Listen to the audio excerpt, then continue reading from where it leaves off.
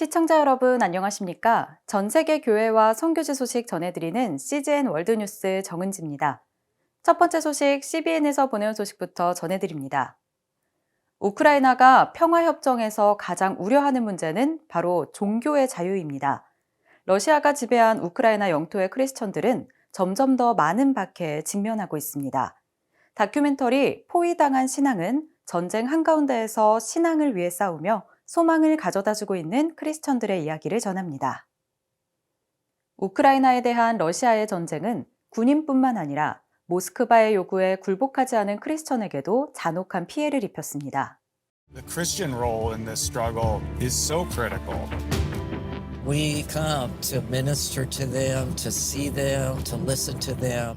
참화 속에서 제작된 다큐멘터리 포위당한 신앙은 우크라이나에서 일어나고 있는 종교 박해의 진실을 폭로합니다. There's a lot of propaganda out there. Our thesis was you don't fight propaganda with more propaganda, you fight propaganda with truth. And the best truth is personal stories of folks that are there, that have lived this kind of stuff.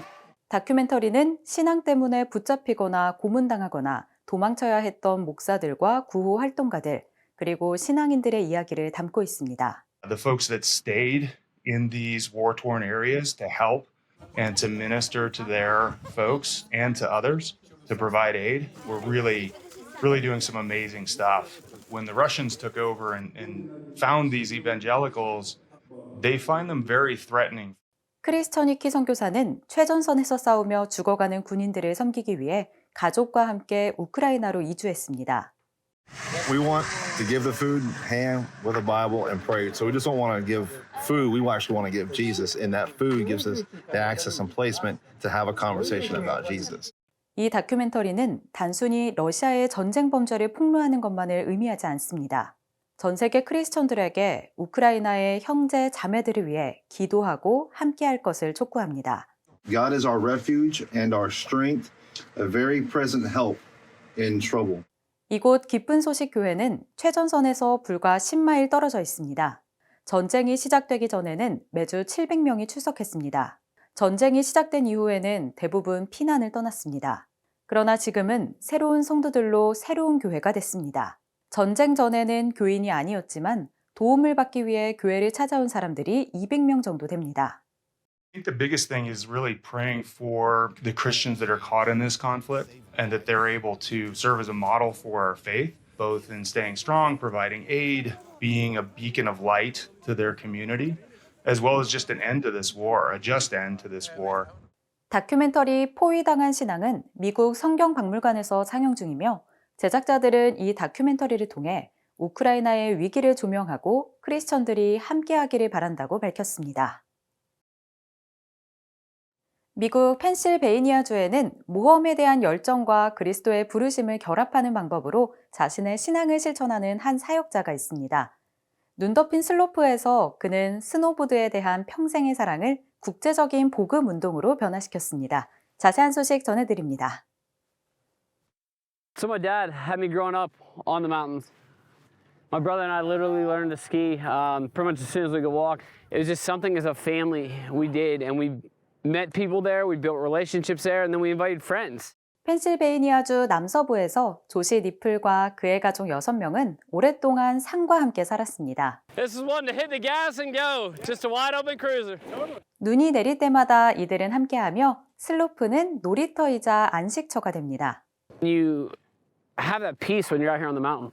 You know, you get away from the noise of life, you get away from busyness, and you just kind of come out. And a lot of days when I'm here by myself, I'll spend time in prayer, just riding up the lift.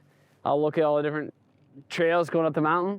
조시는 청소년 사역을 하면서 스키 용품점에서도 일합니다.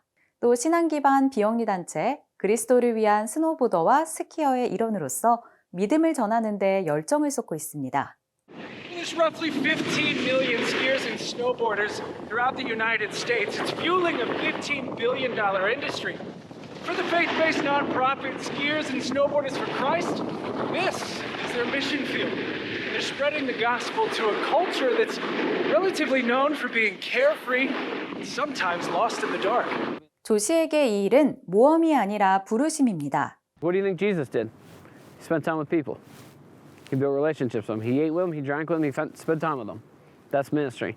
현재 많은 기독교 단체들이 스노보더와 스키어 공동체에 다가가고 있으며 정확한 수치는 파악하기 어렵지만 미국 전역에 150여 개가 운영되고 있는 것으로 추정됩니다. 그리스도를 위한 스노보더와 스키어는 7개국에서 복음을 전하고 있습니다. 펜실베이니아주 존스타운 외곽의 로렐산에서 사역하는 조 씨의 접근법은 단순합니다. 바로 믿음과 도넛입니다. 매주 화요일 슬로프에 가기 전에 조 씨는 달콤한 간식을 삽니다. It's like I said, who doesn't like a donut? 도넛은 낯선 이들과 친해지는 그만의 방법입니다. 분위기를 살리고 친분을 쌓아갑니다. Oh, cream filled. Which one? I believe that's the cream filled. Oh, That one might be also. I'm gonna grab that one. There you go. 조 씨의 진짜 사명은 도넛과 스노보딩 너머에 있습니다. 그는 그 사명을 다른 사람을 사랑할 기회라고 봅니다. God, it's a joy to get to know the people here. So I just lift him before you now. Continue to be our God, continue to be a light. We praise you in Christ's name. Amen. Amen. 스노보딩 문화가 항상 여유로운 것만은 아닙니다. 이면에서는 약물 남용과 정신건강 위기로 어려움을 겪고 있는 사람들이 더 나은 의미를 찾아 헤매고 있습니다. Build relationships. Sharing Jesus. Just going out there and best way to say it is be myself, allowing people to see how Jesus has changed my heart and changed my life and let them know he can do the same thing for them. 뉴질랜드에서 시작한 그리스도를 위한 스노보더와 스키어는 익스트림 스포츠 문화와 예수님을 연결하는 다리를 놓는 일에 헌신한 국제단체입니다. Main mission of SFC is building relationships with people, pointing them to Jesus, and then eventually bridging them back to a local church. Because we know that salvation isn't the end point. Coming to know Jesus is the beginning. 조 씨에게 산 위에서 만난 사람들을 지역교회로 연결하는 일은 당연한 일입니다. 그는 존스타운 시내에 있는 아버지의 교회 지하에서 아웃리치 프로그램을 진행합니다. It helps me a lot, because I have heart condition, lungs, and the weather is bad. I can't even come out. So I'm fortunate I'm here. 매주 여러 교회에서 20-30명의 자원봉사자가 지역사회를 섬기기 위해 이곳에 옵니다. We have shelving, food, clothing, everything all around here. Pretty much every need somebody could have. We have showers in the building here that people can come in and get showers when they need to. 끊임없이 새로운 자극을 찾는 세상에서 조시니플은 다른 길을 개척했습니다. 그는 자유가 슬로프의 내리막길에서 오는 것이 아니며 믿음으로 변화된 삶에서 비로소 진정한 자유를 찾을 수 있다고 말했습니다. And it reminds me that every person in life has their own trail, has their own path they have to pick. Some people want to go woods, some people want to go steep, some just want to cruise. Nothing wrong with any of them. 조시는 다른 이들을 섬기며 힘을 얻습니다. 그 힘은 간단한 대화와 함께 기도하는 시간, 웃음, 그리고 함께 나누는 도넛을 통해서 옵니다. That's what ministry is. It's just building relationships, whether it's with the homeless, whether it's here on the mountain, whether it's at a church. It's getting to know people by their name, one-on-one, building that personal relationship with them. 조시니플은 산 위에서 만난 사람들에게 아주 작은 친절을 베품으로써 그들과 유대감을 쌓고 다른 이들의 길에 빛을 비추고 있습니다. 현재 전 세계적으로 200만 명이 넘는 난민이 위험한 환경에서 살며 갈 곳을 필요로 합니다. 그런데 미국은 난민 재정착 지원을 중단한 상태입니다. 이에 종교 박해를 피해 탈출한 난민들을 돕는 단체들이 우려를 표하고 있습니다. 자세한 소식 전해드립니다. 미국의 첫 난민법은 1948년에 제정되어 유럽인 50만 명이 공산주의 정권을 피해 탈출하도록 도왔습니다. 1975년 이후 미국은 지금까지 난민 400만 명을 받아들였습니다. 현재 미국 국토안보부는 이 프로그램을 재개할지 여부를 90일 안에 결정해야 합니다. 난민 지원 단체들은 프로그램이 중단되면 박해받는 크리스천이 특히 어려움을 겪을 것이라고 말합니다. 도널드 트럼프 미국 대통령은 취임 첫날 행정명령에 미국이 대규모의 이민자, 특히 난민을 수용할 능력이 부족하다라고 명시하며 난민 수용을 중단했습니다. 매튜 소렌스 월드릴리프 부회장은 이 조치가 재정착을 기다리는 가족들에게 부정적인 영향을 미쳤다고 말했습니다. Because our staff have had to call family members who are already here in the United States, who've been resettled in recent months or years or decades, and who had loved ones who perhaps had been waiting in a refugee camp 10, 15, 20 years, who finally had been approved for settlement, and we had a travel date, And we've had to call and let the stateside folks know that at least for the immediate future that travel has been canceled. And it's a devastating conversation to have. 행정명령은 90일간의 검토를 요구합니다. 정부 지원 자금에 의존하는 월드릴리프와 같은 단체는 대통령의 새로운 추방명령과 이민 정책에 따른 예상 삭감을 우려합니다. We still believe we have an obligation to those whom we have already invited to fly to the United States.